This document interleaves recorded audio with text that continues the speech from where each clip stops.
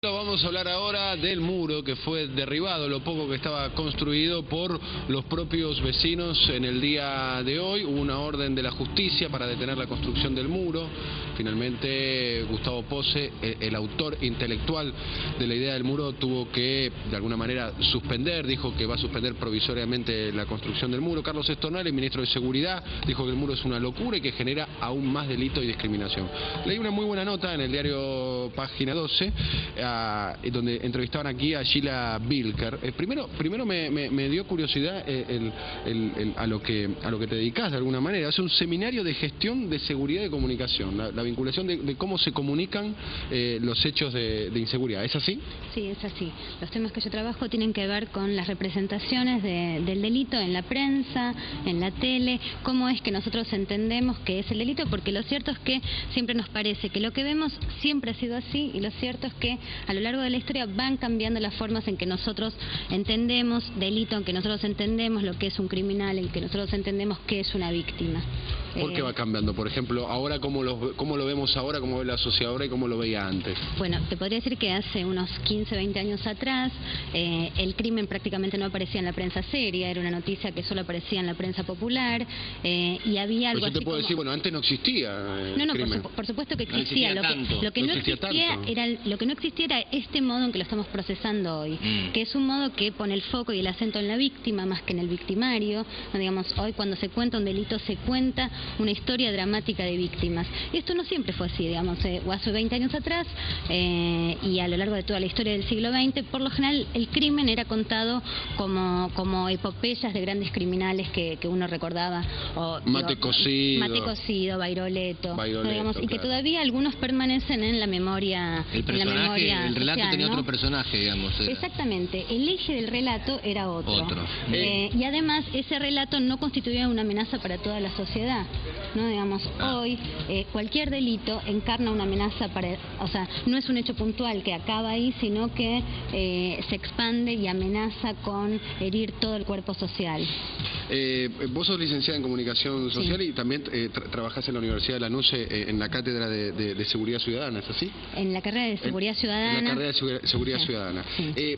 Lo del muro, ¿qué te llamó la atención de lo del muro? ¿Qué es lo que hay para decir sobre el muro? Que es un hecho inédito en la historia argentina. Yo no recuerdo, digamos, la construcción de un muro.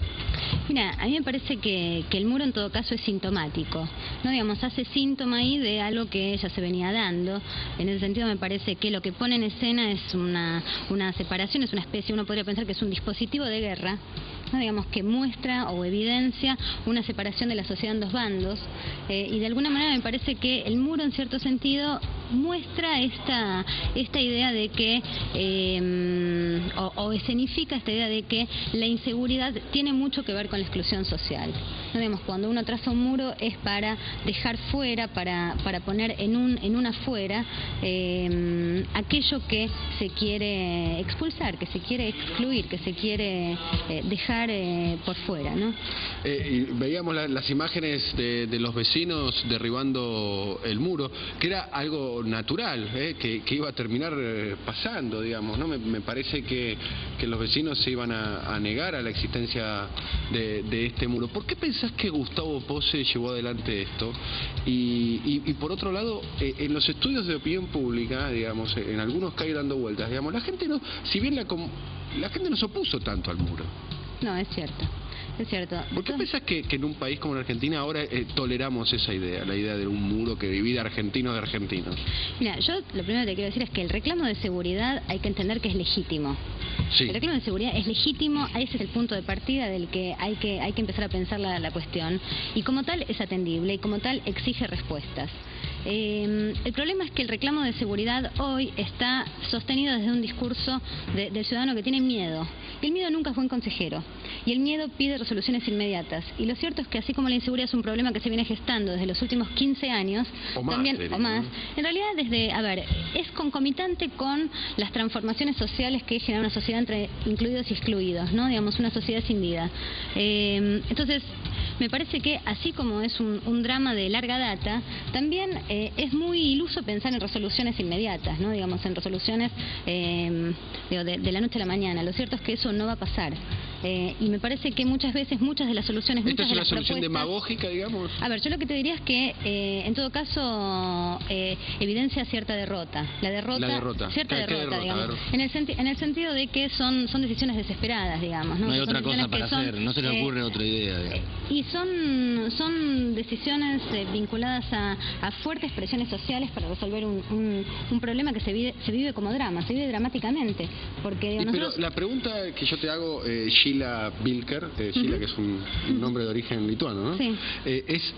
Bueno, para aquella persona que perdió a la madre, al padre o al hijo en una situación de robo, de violencia urbana, es dramático. En ningún momento yo dije que no. Es una situación absolutamente dramática y que exige ser atendida.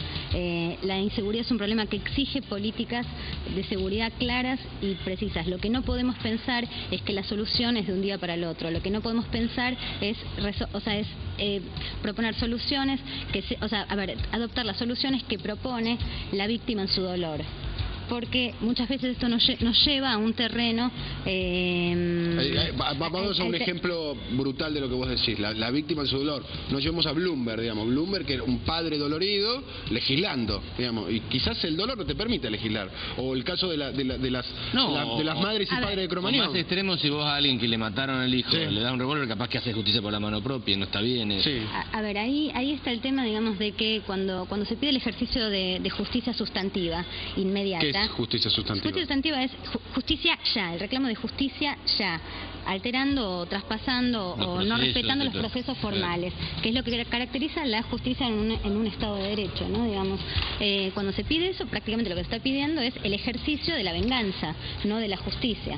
Entonces, lo que no podemos, me parece a mí, es, o por lo menos me parece que, digo, si bien yo entiendo que estos no son discursos que quieran ser hoy oídos con claridad, claro. Digamos, porque es totalmente contraintuitivo, porque realmente uno sería mucho mejor persona si dijese, bueno, sí, hay que hacer lo que dice el ciudadano dolido, el ciudadano herido. Sheila, hay una discusión en la política argentina si la inseguridad, sobre todo en los grandes centros urbanos, por ejemplo en el conurbano de Buenos Aires, ¿es una percepción o una realidad? Vos que estás en el tema de la comunicación, ¿cómo encarás este asunto? Bueno, me parece que es una falsa dicotomía, en el sentido de que por un lado es cierto que se han incrementado los índices delictivos, y no solo se han incrementado, sino que además se ha transformado las formas de la violencia, de ejercicio de la violencia, ¿no? Esto es algo que hablábamos hace un rato, que tiene que ver con que hoy hay formas de violencia más extremas. Capaz que antes entraban a tu casa, te robaban, y bueno, ahora capaz que entran a tu casa y... Con vos adentro. Y con vos adentro, y si te revirás te pegan un tiro. Claro. La falta de profesionalización, si se quiere, ¿no? Por otro lado, también es cierto que el delito también incluye un modo de percepción y un relato sobre cómo es y cómo opera y cómo afecta a las personas. Paralelo al desarrollo de la inseguridad, o sea, a la transformación de los índices de violencia, también cambiaron los relatos sobre la seguridad. Ese relato lo que hace es genera una intolerancia total a cualquier hecho delictivo, y lo cierto es que no hay posibilidad de tener una sociedad sin delito. Y hoy tenemos una falta de tolerancia total. Y lo cierto es que, si nos manejamos con esos criterios, difícilmente se pueda resolver el problema de la inseguridad. De hecho, cuando se presentan índices de baja de la tasa delictiva, eso no calma la sensación de inseguridad. Por ejemplo, el año 2004. El año 2004 fue un año de baja sensible del índice delictivo, o sea, de la cantidad de hechos delictivos que ocurrieron. Y sin ¿El embargo, índice más importante es la cantidad de homicidios cada 100.000 habitantes? ¿Ese es el índice a tener en cuenta? Ese es un índice del crimen más violento, digamos. Crimen más violento. Pero la verdad que en la inseguridad no ingresan todos los delitos. Los principales delitos que tienen que ver con la inseguridad es el asalto, el homicidio, el asalto seguido robo seguido de homicidio. Y vos decís que en el año 2004 descendió. Los índices delictivos tendieron a ser bajaron en relación con otros años, y sin embargo la sensación de inseguridad creció. O sea que el cruce, la curva, fue absolutamente contraria. Porque en el 2004 aparece el caso Bloomberg, que de alguna manera encarnó o permitió encarnar una voz, o sea, permitió que una voz expresase los reclamos de toda las últimas preguntas, Sheila. ¿El discurso o el debate sobre la inseguridad?